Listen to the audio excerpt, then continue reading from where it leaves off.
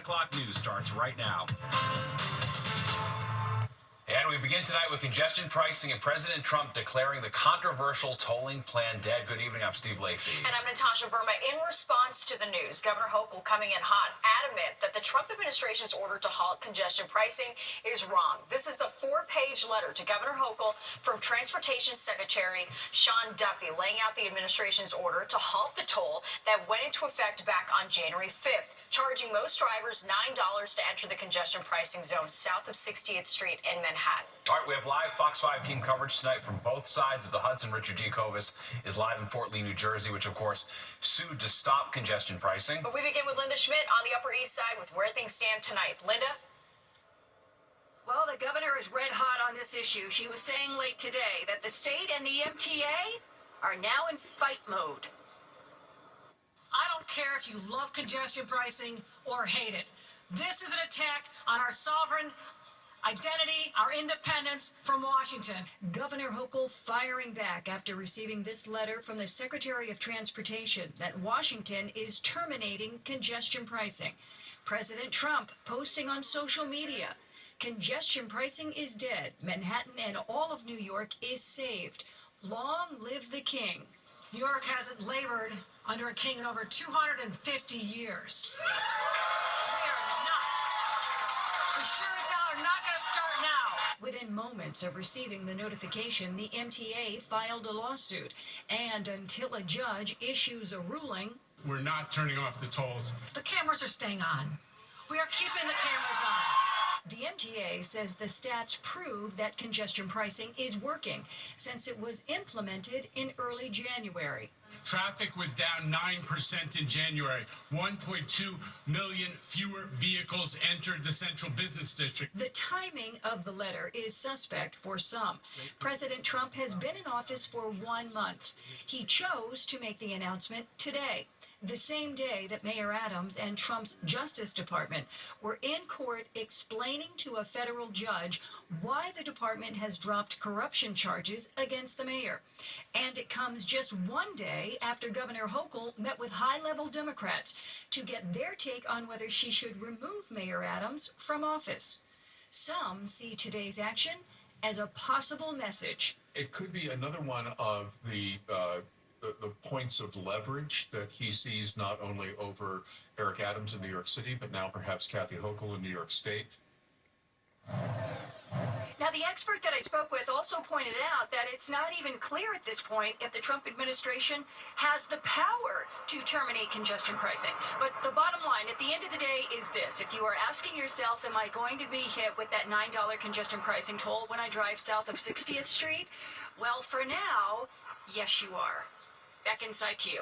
All right, Linda, thank you. And we want to cross the Hudson now to Fort Lee, the borough at the foot of the George Washington Bridge that even sued over the implementation of congestion pricing. All right, the concern, increased traffic and pollution. So how does its mayor feel now? Fox 5's Richard G. Kovas live in Fort Lee with the answer. Richard. See, Natasha, Fort Lee is the gateway to one of the world's busiest crossings, the George Washington Bridge, as you mentioned. And its mayor tonight here in Fort Lee is praising President Donald Trump for making good on his promise to kill congestion pricing. Yes, he says there's been less traffic here in Fort Lee, which in turn has led to less pollution. But for those drivers who are paying $9 day after day after day, many of them say they'll be happy to see it go. It was quiet enough going across the GWB from Fort Lee on this Wednesday night in mid-February. Granted, some folks are on vacation for midwinter break, and that biting cold is still with us. But those who drive this way, even during the morning and evening rush, say they've seen a difference. I'll take less pollution and less traffic in the town where I live and work in. But it's not enough to keep congestion pricing in place, says Fort Lee Mayor Mark Sokolich, who applauded President Donald Trump for wanting to kill congestion pricing after just 6 weeks. These are those kitchen table issues that we always talked about. You know, the price of eggs, the price of bread, and cost of tolls. That issue belongs right alongside those other issues. And to visit this exorbitant expense on my commuters, it's a bridge too far. Fort Lee and most of New Jersey have been on guard over congestion pricing since it was about to go into effect last summer before the postponement. At the time, the mayor was concerned over potential traffic nightmares, with motorists trying to use local roadways to avoid gridlock. But Sokolich says residents are more worried now over how much they're paying every week. Everybody's doing whatever it is they got to do to survive and put food on the table. But right now, I think that we still got to look at it over the course of a period of time. Lawmakers in New Jersey have voiced concerns over air quality and pollution because of congestion pricing. New Jersey Governor Phil Murphy addressing that in an interview tonight with News 12. This isn't because we're not sympathetic to reducing pollution. This is just a raw deal for New Jersey, both the pollution, the lack of money to deal with the pollution, and as importantly, if not more so, the price at the pump, if you will, for commuters going across the Hudson River. It's horrible.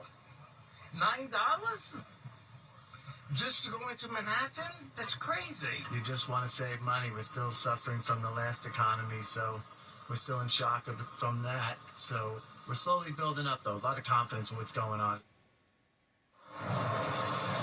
New York Governor Kathy Hochul saying earlier today that, yes, she wants New Jersey residents to come into New York, to come to the city, to dine, to go to Broadway shows. But she says she's not forcing anyone to come and not forcing them to pay the toll. Her priority? Everyday New Yorkers. We're live in Fort Lee, New Jersey tonight. Richard Jacobs, Fox 5 News, Natasha Steve. All right, thanks, Richard. And keep it locked on Fox 5 for the latest on the Trump administration pumping the brakes on congestion pricing coming up all new at 10:30. We're taking the pulse of New Yorkers over whether they want the gantries to stay or go. Now to our other big story developing right now, Well, the Vatican giving an update on the condition of Pope Francis. It says that while the 88-year-old pontiff's overall condition remains stationary, his blood tests show a slight improvement. Italy's prime minister visiting Pope Francis in the hospital this morning and said that he's alert, responsive, and in good spirits. The Pope has been in the hospital now for 6 days with pneumonia in both lungs on top of asthmatic bronchitis. Thousands of federal workers, many who have already been laid off by the Trump administration, took to the streets in protest. This was the rally tonight in Foley Square. It's one of many across the country, including in Lower Manhattan this afternoon, in what's being called National Save Our Services Day of Action. They say Elon Musk's illegal firings and freezing of funds through his Department of Government Efficiency is hurting everyday Americans. Those protesters were joined by lawmakers, including AOC. We have an obligation to resist kings. We have an obligation to resist oligarchs. We have a sworn duty to this nation to resist oligarchy, including any billionaire that tries to undermine our Constitution. America is not for sale. DOJ announcing it's also auditing millions of government credit card charges by agencies throughout the government. A war of words erupting between President Trump and Ukrainian President Zelensky as the U.S. and Russia negotiate an end to the war in Ukraine. Today, Trump calling Zelensky a dictator without elections. Now, this comes as part of the U.S. peace plan, includes new presidential elections in Ukraine. I heard, well, we weren't invited. Well, you've been there for 3 years. You should have ended it 3 years. You should have never started it. You could have made a deal. Zelensky firing back, saying Trump is living in a Russian disinformation space. New tonight, 7 men from Chile charged in Florida federal court with orchestrating burglaries of the homes of professional athletes from around the U.S. The FBI complaint does not name the athletes, but it is believed to include Kansas City Chiefs quarterback Patrick Mahomes, Travis Kelce, Cincinnati Bengals Joe Burrow, as well as players for the Tampa Bay Buccaneers and the NBA's Milwaukee Bucks and Memphis Grizzlies. Authorities say the Chilean group stole about $2 million in expensive watches, jewelry, cash, and other valuables. 2 people killed when 2 small planes collided mid-air in Arizona. It happened earlier today at a regional airport outside Tucson. Federal investigators say each plane had 2 people on board. One was able to land, but the other hit the ground near a runway and caught fire. The NTSB is currently investigating. Another winter storm sweeping across the country this week. It's bringing snow, ice, and bitter cold to places that are just starting to clean up from deadly floods over the weekend. In Kentucky, forecasters say roughly half a foot of snow could fall. Officials worry because the conditions are threatening to impact rescue missions that are still happening across the state. By Thursday, temperatures could reach record lows in states across the South. Yeah, they had the flooding a few days ago, and now snow. Wild. Yeah, and turning to our weather here as we take a live look outside. outside, we can't seem to escape this bitter cold. That's right. At least we are dodging the bullet of snowstorm that could have been. Liv Johnson joins us now. She's in for Nick tonight. Liv. I know, it's what could have been, but it looks like it'll be still a pretty calm day tomorrow. Nothing like other parts of the country have seen from that storm. So we do have more clouds that have rolled through. Most of the day was spent, it was nice, pretty, and sunny, but now some cloud cover from that system is coming through. So tomorrow will be mostly cloudy. Not as windy, right? That's been a welcome change. We've been dealing with really strong wind gusts, but today that calmed down a lot. Some light snow tomorrow. We will get a little bit of a frosting from that system, but not a lot. Temperature recovery is coming. I teased that earlier in the show. We finally will start to feel these temperatures warm up as we get into the weekend and into the start of next week. So today we only saw a high of 30 degrees in New York City. We definitely need that warm up. 31 was the high for Long Island. Some of us still stuck in the 20s like White Plains and Belmar. 27 and 29 were those highs today. And we're definitely not alone. A lot of the country is well below average. For us, the average this time of year is about 42, 43 degrees. So again, we were well below average. And then you go further west, you see a lot of highs in the teens like Buffalo, Detroit, Chicago, 17 and 19 for those places. So here are the wind speeds right now. This is a very typical day for us, right? Between about 15 miles an hour. So this is nothing to write home about compared to the last few days. Some of us still have some wind gusts in Newark and Monticello, but pretty light when you think about what we were dealing with yesterday, wind gusts of 35, 45 miles an hour. Now, the wind chill is still a factor at play. It still feels like teens and some of us single digits. Tomorrow will feel a lot like today. So when you wake up, we will feel like single digits. Some of us will feel like the negatives. And throughout the day, about teens and 20s is what you'll feel like. Most of the day will be just cloudy. And then that little bit of a snow that we can get is about mid to late afternoon. We'll get a light coating, maybe about half an inch of snow for us. And then there's that warm up I'm talking about into the weekend and into the start of next week. Steve and Tasha. Very well. All right. Thanks, Liv. Well, tiny pieces of plastic. We expect to find it everywhere, just not in our brain. Yeah, it's so troubling. But researchers say they are in our brains, and the numbers are multiplying. Plus this. It's constant. They're like, oh, there's like Kuwait Airlines or Dubai. All right, it's the buzz on Long Island, not the good kind. Two towns teaming up to go after the FAA in court over plane noise near JFK.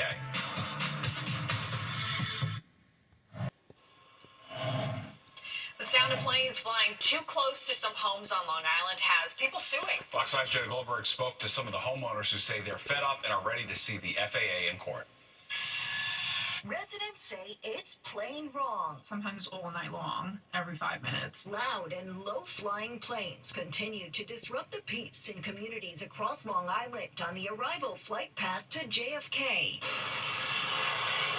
They're like, oh, there's like Kuwait Airlines or Dubai. The towns of Hempstead and North Hempstead filed a petition against the FAA over the summer, but officials say it fell on deaf ears. Now they've filed a federal lawsuit. This is just the next step. We've got to speak for our residents because it's truly a health issue. We are calling for the court to force FAA to respond to our requests. We're calling for FAA to pull back on use of the flight path. And we're calling for FAA to conduct that environmental review. 63 million passengers flew out of JFK last year alone, according to town officials, who say there's been a 50% increase on runway 22L.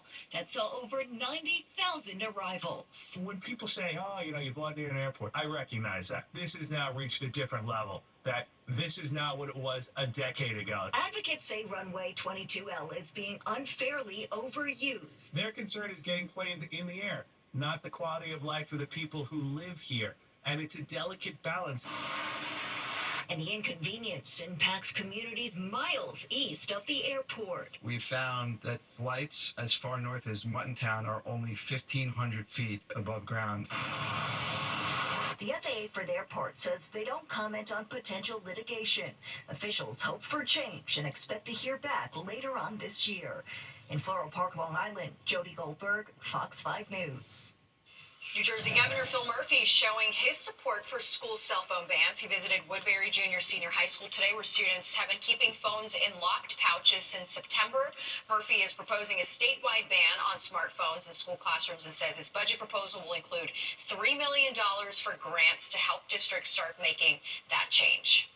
You've got a mental health crisis that among youth that was only exacerbated with the pandemic. If we can envision reversing that, bending that curve in the right direction, you could see huge positive impacts.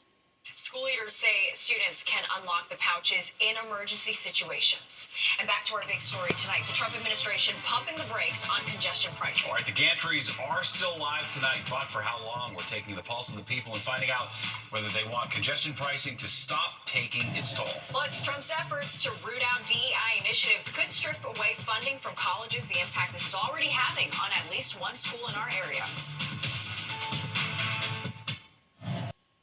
You're watching the 10 o'clock news. Fighting for our residents, our commuters, our riders, our drivers, our emergency personnel. Life has gotten better, even those with asthma, people with illness. That's what we're fighting for. All right, the governor coming in hot, adamant that the Trump administration's order to halt congestion pricing is wrong. Donald Trump fulfilling a campaign promise to pump the brakes on the controversial tolling plan. But despite that order from the Department of Transportation, those gantries are still live tonight. This is the 4-page letter to the governor from Sean Duffy, the transportation secretary, laying out the administration terminating its approval of the toll program. It went into effect back on January 5th, charging most drivers $9 to enter the congestion pricing zone south of 60th Street and Manhattan. So, what do everyday New Yorkers think about the Trump administration pumping the brakes on this plan? Okay, as Fox 5's Jessica Formoso shows us, it depends on who you ask. I love Trump. Thanks, Trump. Thanks, Trump. I love you. So you're happy that he's going to kill the plan? I'm happy. Oh, man. This is great. I love it. Drivers in Queens not holding back after finding out the Trump administration is pumping the brakes on congestion pricing. It's a terrible thing. Get rid of it, Trump. On Wednesday, the U.S. Department of Transportation pulled its approval for the MTA's congestion pricing toll program. And although the MTA is not given in so easy, filing a lawsuit against the U.S. DOT, news of potentially not having to pay $9 to enter Manhattan south of 60th Street was also welcomed on Long Island. About time. Long before it even went into effect, Long Island residents were against congestion pricing, saying it was a tax on the middle class. In November, the town of Hempstead sued New York State and the MTA, criticizing the move as a, quote, money grab. I think it's a positive move. If you get affected, then why not? I mean, it helps everybody's bank account. On January 5th, when the MTA started collecting the toll, many Long Islanders were left with no other option but to ditch their cars and hop on the LIRR to avoid the charge. Mike was one of them. We caught up with him at the Mineola train station. He's hoping the gantries are turned off very soon. I will drive it more, yes, because I carry this on a train. It's a pain in the neck.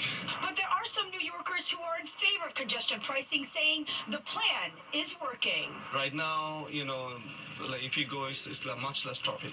So my point is if someone is, if you have to go and drive in the city, then you better pay. It has been a lot better in the city since we've had it. My traffic commute has felt a bit lighter for the last month and a half. For it or against congestion pricing, its fate still unknown. So for now, drivers will still have to pay $9. In Bayside, I'm Jessica Formoso, Fox 5 News. All right, and for the latest on the Trump administration's order halting congestion pricing, download the free Fox local app. The man who confessed to killing an activist in Brooklyn in a random, unprovoked attack was sentenced to 20 years to life in prison today.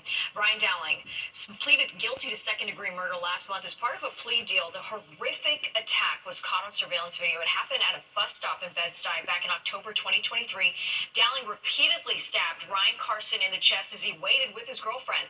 Carson was a social justice and human rights activist. Police in New Jersey looking for the suspect who they say shot 3 people in Newark. Authorities say one of the victims is in critical condition. The 2 others are unstable. According to police, the shootings took place around 10 o'clock this morning off South 17th Street. It's unclear what the motive was or if the victims were targeted. State education agencies are at risk of losing federal funding if DEI programs and policies are not removed from their schools. And we're already seeing it take shape across our area. Fox 5's Michelle Ross explains. If diversity, equity, and inclusion policies aren't dropped from school programs, the Department of Education will cut federal funding to those schools. Departments of Education in all 50 states received this letter last week, which states, "The law is clear. Treating students differently on the basis of race to achieve nebulous goals such as diversity, racial balancing, social justice, or equity is illegal under controlling Supreme Court precedent."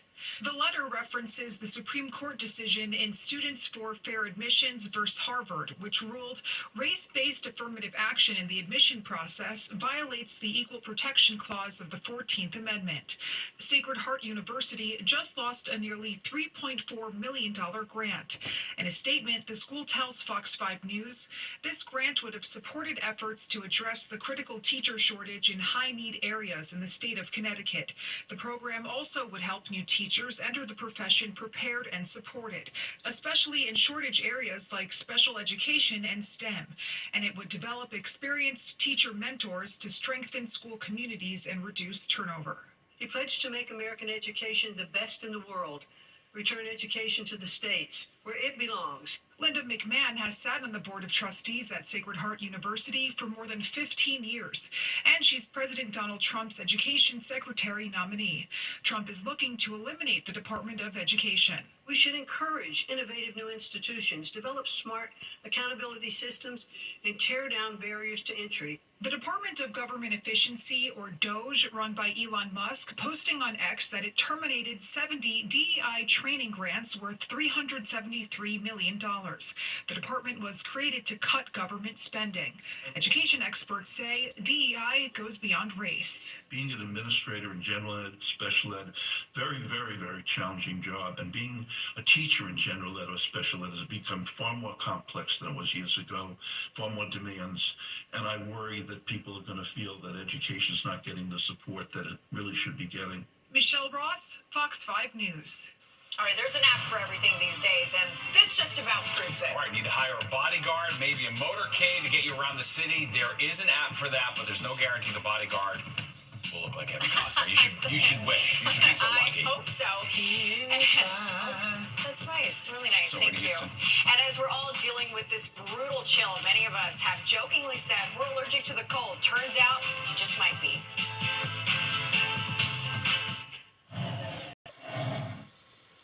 Armed bodyguards complete with motorcades aren't just for the rich and famous anymore. Yes, you too can now easily hire the complete security package here in the city. As Fox 8's Kendall Green shows us, there's an app for that. We met Volva and Helen from Liverpool, not easily intimidated on their tour through the city, in part because they've got Charlie here, and you're the bodyguard. Yes. So security is pretty much covered. What would you do as far as protecting yourself? Well, it depends. If they come up to tackle me, I'll just give them a bang and that'll be the end of it. Among the three of them, they know a few tricks to resolve a conflict with the quickness. But for those who don't, I'm Jim, and I'm a protector.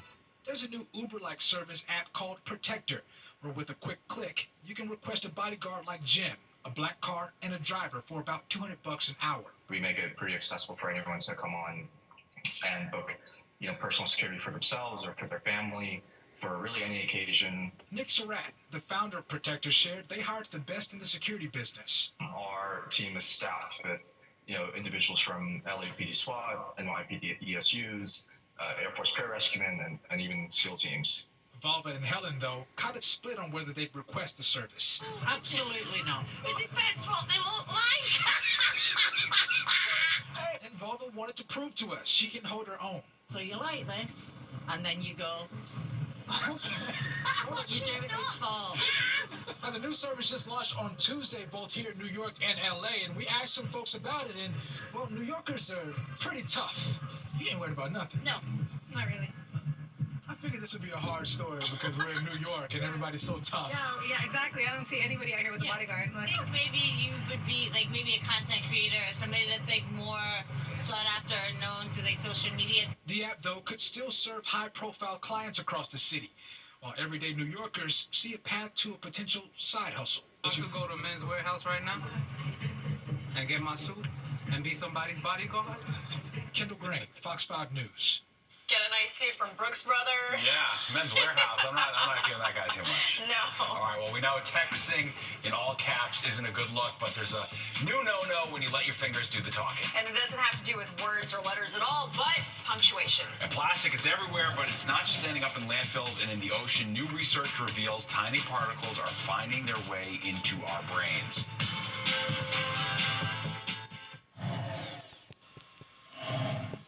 Microplastics, they're everywhere, and it turns out those little shards of plastic are ending up in our brain. In fact, new research reveals that the amount of plastic in our brain could be equal to the size of a plastic spoon. Fox 5's Dorothy Geraldino takes a closer look. Everyday things like packaging, containers, clothes, even tires break down into tiny pieces. We call these microplastics, and they're everywhere. They drift through our oceans, float in the air all the way to Mount Everest, and turn up in placentas, our blood, and now our brains. It's surprising to me that it crossed the blood-brain barrier into the actual brain tissue. I think that's very concerning because that means that these particles are so small they're able to get through, vessels. Dr. Rabia De La Torre is a gastroenterologist at NYU Langone. She studies the impact of microplastics on the human body. The brain takes up nutrients from the body that has been heavily filtered, only providing the best for the brain. So the fact that the microplastics and the nanoplastics specifically made it there is very concerning to me. A study in Nature Medicine found about 7 grams of microplastics in the brains of human cadavers studied in 2024. That's about the weight of a plastic spoon. Scientists even have pictures showing these microplastic bits stuck in brain tissue. See those arrows? Each one points to a particle. We've detected microplastics in people's gut lining, in their livers, in multiple different organs, including testicles. And so that is obviously concerning, right? Because plastics were created in the last century. The study also suggests microplastic levels in our brains may be rising. Researchers saw about a 50% increase between 2016 and 2024. They also found more microplastics in brain tissue than in liver or kidney tissue, and higher levels in brains of people with dementia. While the study shows a link between microplastics and dementia, it doesn't prove that microplastics cause dementia. For now, experts say it's a good idea to limit your exposure. Say no to the plastic utensils you get in restaurants. Do not drink out of plastic bottles if you can avoid it. Try drinking out of aluminum or metal containers as much as possible, especially for your kids. The possible health implications of microplastics are only now beginning to be understood. Duarte Geraldino, Fox 5 News. I mean, it's like small changes you can do, but for it to be the It's so size. hard to get away from plastic. Yeah, I it's drink so awful. much stupid bottled water. I know, plastic. and don't leave them in your car. I know, they It's leach. hard, It's a real thing for sure. It's like almost too much to even think about. All right, let's go live now for a look at the weather. Cold here, but look at this map tells the whole story. It's not just It's us. A lot of everywhere. places that normally are not cold I are know. freezing tonight. Earlier, Natasha and I were trying to find a vacation Yeah, we're like, destination. this is just a destination map at this Yeah, point. it's like one speck of Arizona. In Florida. Phoenix and Florida, but not even a lot of Florida. You have to get down all the way to Miami, which I wouldn't complain about. So yeah, it's very cold throughout most of the United States. We saw a lot of records broken today, actually, which is something that we've been talking about leading up to today. A lot of the middle part of the country seeing records broken. Dallas saw a record low this morning, 19 degrees, and then their high today was just 28 degrees, which was the same as us this morning, or this afternoon. For Minneapolis, just a high of 8. Rapid City, their high today was -3, so you can only imagine what that felt like with wind chill. And right now, still very bitter cold for those areas too. Teens for Memphis, we have 20 degrees for Dallas right now, 4 degrees for Kansas City, and -13 for Rapid City. For us, we're in the mid to low 20s, so this doesn't look too bad, right? Once we look at those areas around the country, 24 for Long Island, 21 for Hartford, and then 20 up in the Hudson Valley. So like I was just saying, this area of the country was 45 degrees below normal for a lot of them. We saw -45 degrees in the town in North Dakota, so I think that was the coldest temperature recorded today. Then you factor in that wind chill, probably felt around -60 degrees. And then we were just pretty, not typical for this time of year, but we were relatively normal for the difference that these areas of the country saw for how far they were below normal. And then tomorrow this spreads, so we kind of stay the same, but areas in the southeast like Georgia, Alabama, Mississippi, tomorrow they could see those temperatures temperature is about 45 degrees below normal. Snow potential today. This is the area that got hit the most from the system that we've been tracking the last few days. So the Carolinas, Virginia Beach got slammed, and then overnight it had been Tennessee, Missouri, and Kentucky. So let's see how this moves closer to us. You can already see that it's going far off the coast, so we don't have to worry about this system really slamming us the way it slammed some other parts of the country. And you can see it moves further off. Now, the only thing that actually is going to swipe over us is kind of this band of snow that's following the main portion of the system. So mid to late afternoon tomorrow, about 3-4 p.m., that's when we might see some flurries, and it will be very minimal, nothing that really sticks, and if it does, maybe about half an inch. And then going into your weekend, Friday, Saturday, Sunday, even those clouds will break apart and it'll be mostly sunny and a little bit warmer. Like I said, anything that sticks could be max half an inch, and then we'll be dry for Friday, Saturday, Sunday, and Monday. Our low tonight, 18 degrees. We have those thickening clouds as that system moves closer to us. Most of us in the teens, some of us single digits, like Hartford, Poughkeepsie, and Monticello. And then tomorrow, very similar to today, where we have temperatures in the mid to upper 20s. But we do have to remind you about this wind chill, because this is nothing new. Tomorrow morning will feel pretty similar to today in terms of those wind chill temperatures. So single digits, negatives for some of us. And then most of the day will feel like teens and 20s. But then it does get better. As we go into the weekend, we have highs at least in the mid to upper 30s. Then we cross into the 40s and even 50 Tuesday next week. Sounds good. Liv, thank you.